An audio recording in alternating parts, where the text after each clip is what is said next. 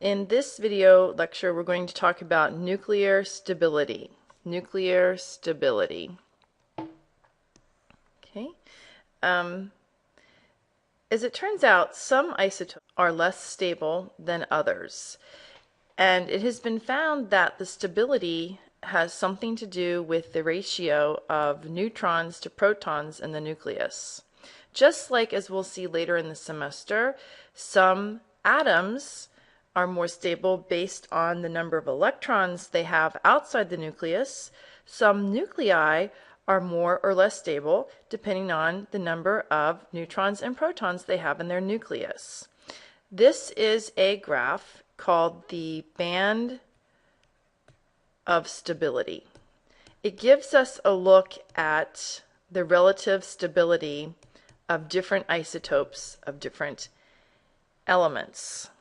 The graph is a plot of neutron number versus atomic number.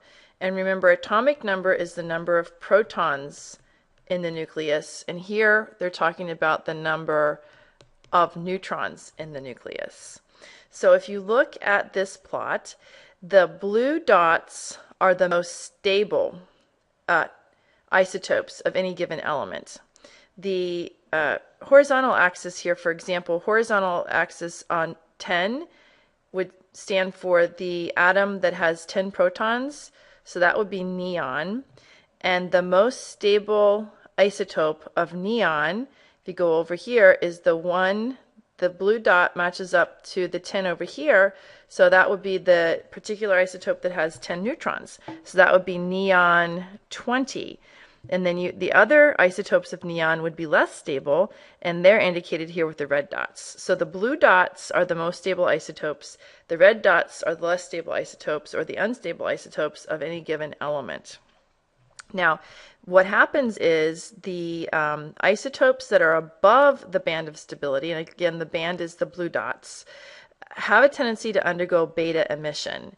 When an isotope undergoes beta emission, remember, a neutron is converted to a proton and a beta particle, or you can draw it as a beta, or you can draw it as an electron, either one.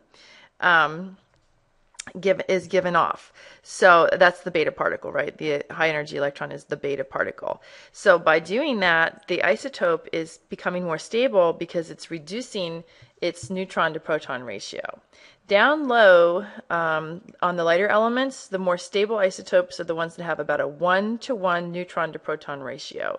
As you move along, the elements in general become less stable, but the more stable ones are the ones that are in the middle of this band of stability. Let's see what else. The the isotopes that fall under the band of stability have a tendency to undergo radioactive decay by alpha emission. And by doing this, they change their neutron to proton ratio to become more stable as well.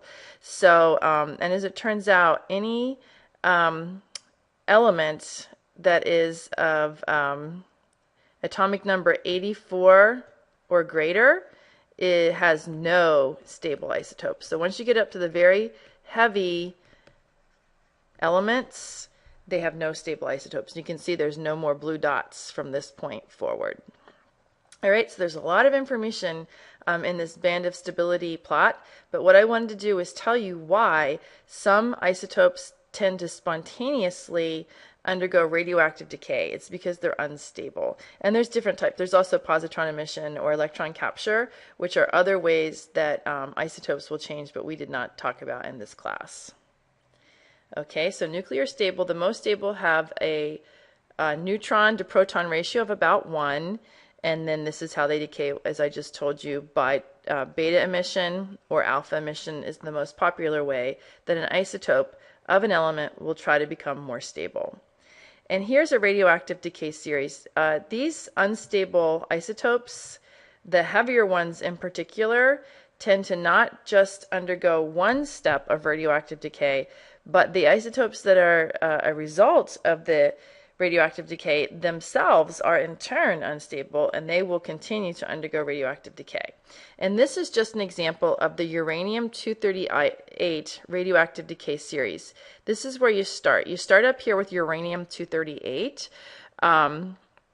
And uranium-238 is an unstable isotope. It will undergo alpha decay, which means giving off a little helium nucleus, to give thorium-234, which will then undergo radioactive decay itself to give off beta emission to form protactinium.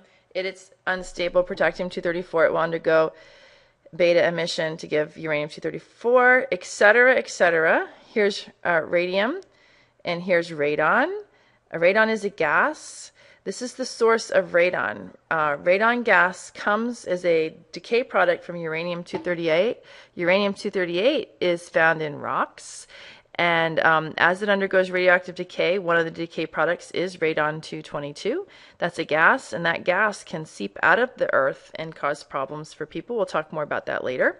The decay continues all the way down to lead,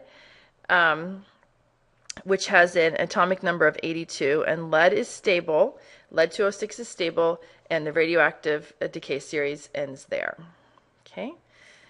So here's some examples of some nuclear decay processes. You'll have to make some adjustments here. The delta symbol didn't translate well when I was converting this document.